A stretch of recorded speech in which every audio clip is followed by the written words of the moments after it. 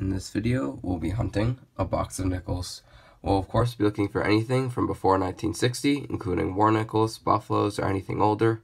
We'll also be looking for any proofs, foreigns, heirs, varieties, or any other cool things we can find. This box does have one confirmed ender right here, which is in 1953, and there are quite a few other older looking enders, so hopefully that's a good sign. And if this box doesn't produce enough finds, I will be adding another box down to this video. Nonetheless, let's start the hunt, and I'll bring you in when we have our first find.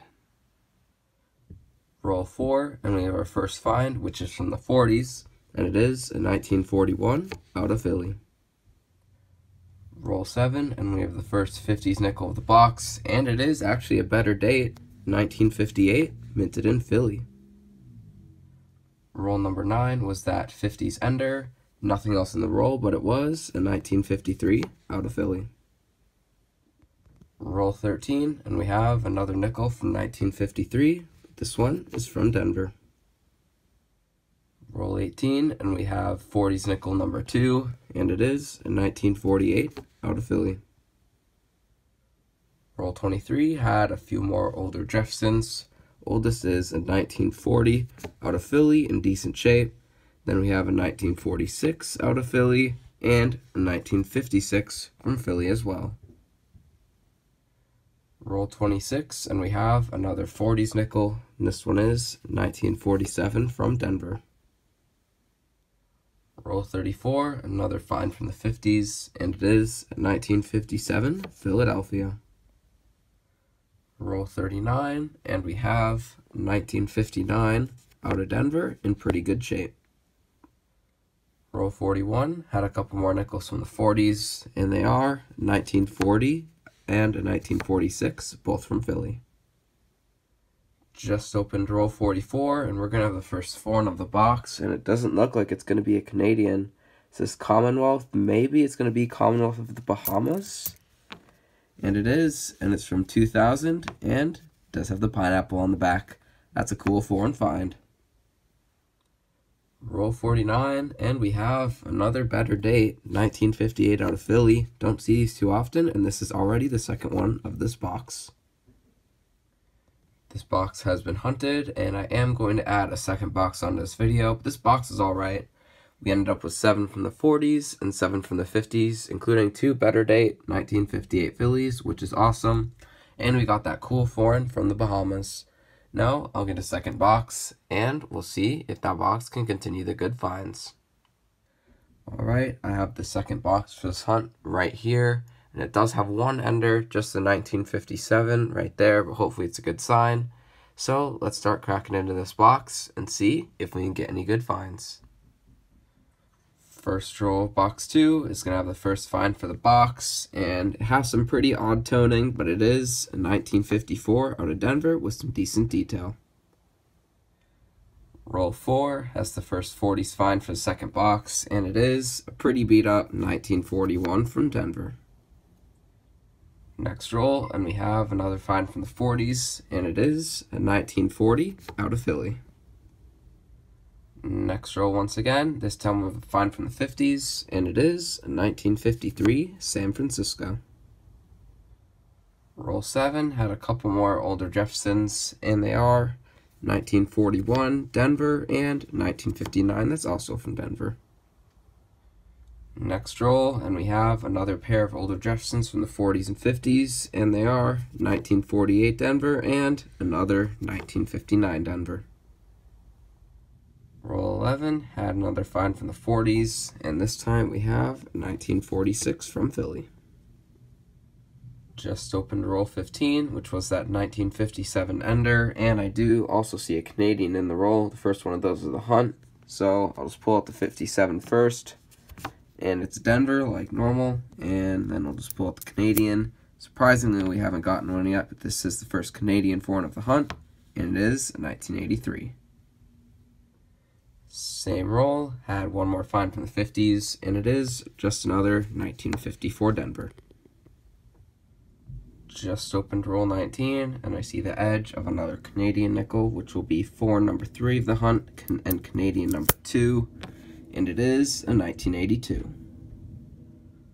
Roll 21, had a couple more older Jeffersons. The first one is actually a date. I barely have any. It's a 1942, not silver, and it is a Denver. 42D non-silver is actually a date you barely ever see. Unfortunately, it's in pretty terrible condition. Looks like it was a metal detecting find, but still a good find. And once again, we have another 1954 Denver. Next roll, and we have another find from the 40s, and we have yet another 1946 from Philly. Roll 27 had a few more finds, and they were 1957 and a 1959, both from Denver. And I also got my first 2022 Denver minted nickel.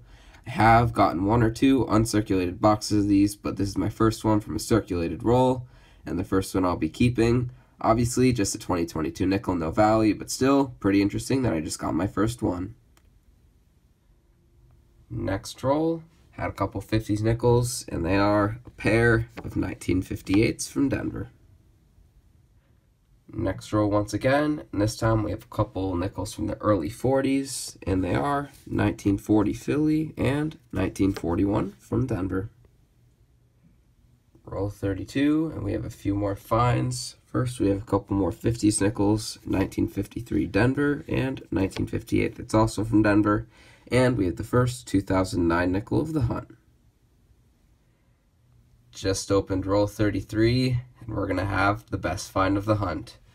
First, I see a date of a 1941 here. We're just going to pull out first, and it's a 1941 Denver, but it's one away from being an ender, and it's nice. Has a Denver mint mark above the Monticello, which means it's a 35% silver war nickel, and that is in really good shape for being a silver. They're usually pretty worn, and this one's really nice. Definitely been saved for a long time. Let's see what year it is. And it's a 1944 Denver, and it looks like it has some sort of damage on the obverse, maybe just a lamination error. I know those are pretty common on these silver war nickels, but either way, that's a really nice 1944D 35% silver war nickel. That is an amazing find. Roll 35 had a couple more older nickels, which were in 1948 from Philly and 1955 Denver. We're on roll 43, and we did have a little streak there without any finds, but this roll did have one from the 40s in 1947 out of Philly. Just opened roll 49, and I see an edge I've never seen before in a nickel roll. It's like partially reeded, and it's like brass colored, so it's probably just going to be a foreign, but definitely not one I've ever seen before. So let's see what it's going to be. And here it is. Looks like it's probably going to be from Thailand based on the design, and I'm not 100% sure what this is going to be. See a number 2 on the bottom, so it's probably 2 something. Looks like it's from Thailand or somewhere around that area. I'll do a little research and I'll come back with whatever it is. Alright, I am back. I did a little bit of research on this coin and I found out what it is. I was right. It is from Thailand, and it is a 2 baht by that number 2 right there. And it's a year 2018, which is super common. It has about 450 million minted, so this is definitely not a rare coin at all. Not very much value. I think the face value equates to about 6 US cents, so about a nickel. Either way, that's a pretty cool foreign find. Last roll of the box, and we have a couple final finds, which are 1940 from Philly and another 1957 from Denver. Now let's go on to the wrap up. Last nickel box has been hunted, so let's go over the finds.